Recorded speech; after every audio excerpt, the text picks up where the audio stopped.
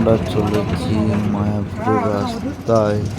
মায়াপুরের রাস্তা, আমরা রাধাকৃষ্ণকে দর্শন করতে যাচ্ছি। মায়াপুর মন্দির, আশেপাশে কত দোকান, ভালো জায়গা।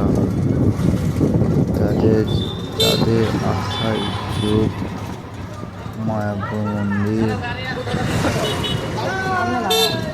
খুব সুবিধা।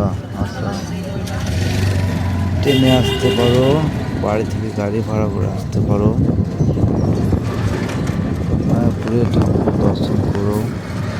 জায়গাটা কেমন কমেন্ট করে জানিও, শেয়ার করো ভিডিওটা।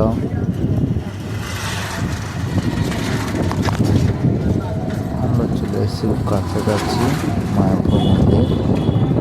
মায়াপুর মন্দির ঢুকছি। মায়াপুর মন্দির এটা সুন্দর জায়গা, তারা দর্শন করতে আসতে পারো। আশেপাশে সব দোকান,